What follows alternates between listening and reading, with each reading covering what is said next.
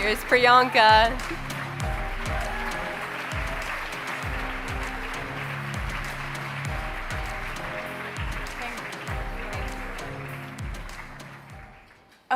Good afternoon, everyone. I'm going to just keep it here. Good afternoon, everybody. This is Ava. She's 16 years old.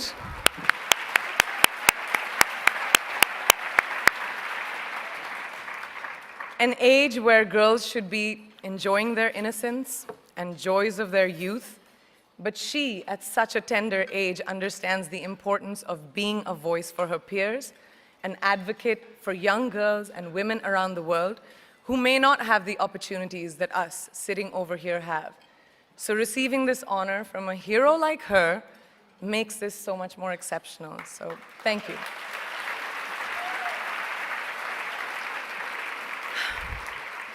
Good afternoon, and thank you, and wow, I am so privileged and so honored to be sharing this afternoon with all of you and these incredibly amazing women that are being honored today.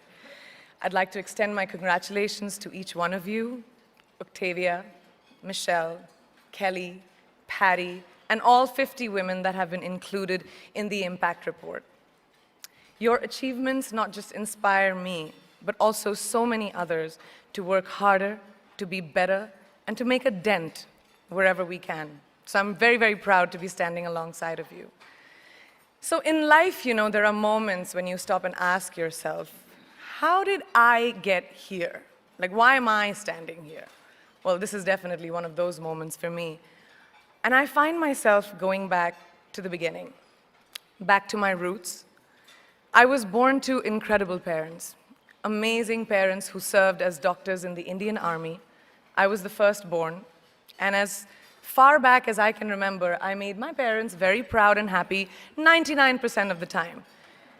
Okay, slight exaggerations of personal achievements are allowed from time to time, don't you think?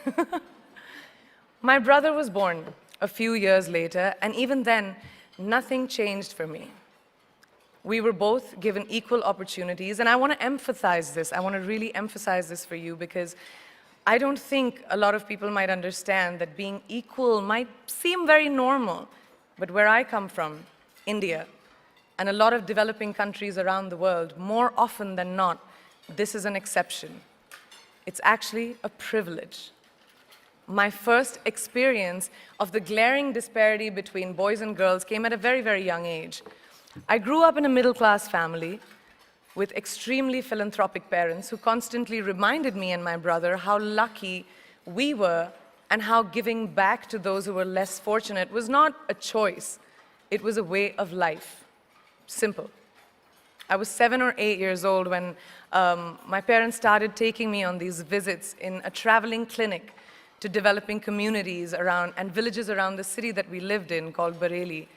We were packed into this ambulance, and my parents would provide free medical care to people who couldn't afford it.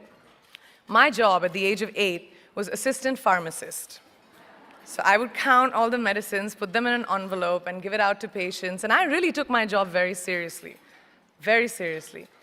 But the more I went on these expeditions, the more I began to notice the simplest things that distinguished a boy from a girl, or a man from a woman. For example, girls were pulled out of school when they hit puberty because they were considered ready for marriage and babies. That's 12 and 13, while boys still enjoyed their childhood. Or basic human rights, such as healthcare, were denied just because they were women.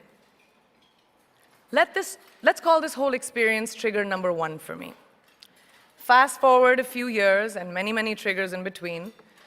Like a producer-director, for example, early on in my career, I must have been about 18 or 19, telling me that if I didn't agree to the ridiculous terms or painfully low salary in his movie, that he would just replace me.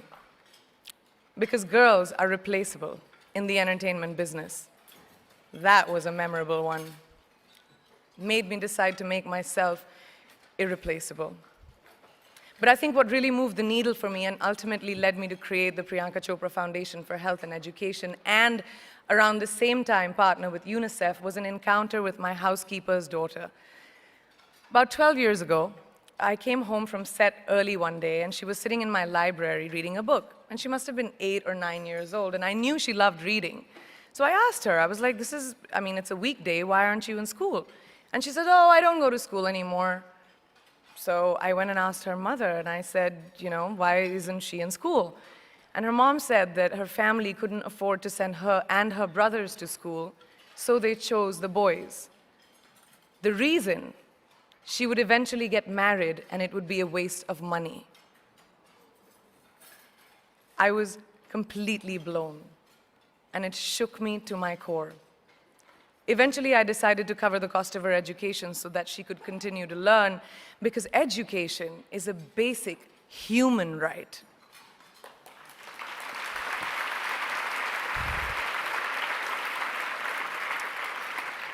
And a huge necessity, especially today. From that point on, I was determined to make a difference in as many children's lives as I could, in whatever big or small way that I could contribute.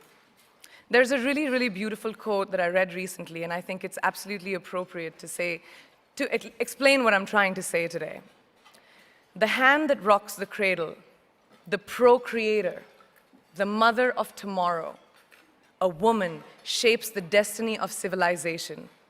Such is the tragic irony of fate that a beautiful creation such as a girl child is today one of the gravest concerns facing humanity.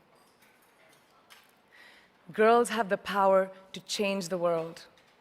It is a fact, and yet today, girls are more likely than boys never to set foot in a classroom, despite of all the efforts and progress made over the last 2 decades. I'm just going to give you a stat, more than 15 million girls of primary school age will never learn how to read or write, compared to 10 million boys. Primary school, it's the beginning of our future. Over the last 11 years, I have witnessed firsthand the incredible work that UNICEF does for children around the world, especially victims and survivors of child marriage, displacement, war, sexual violence.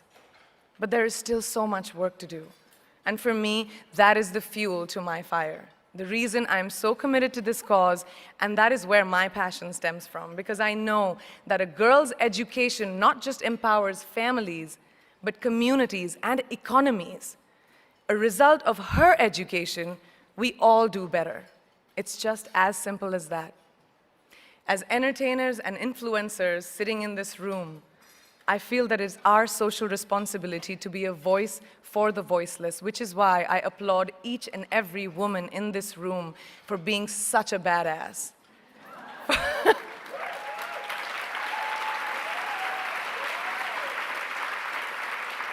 For using your platform and your voice to contribute to change, and for ensuring that there is not even one lost generation as long as we are alive.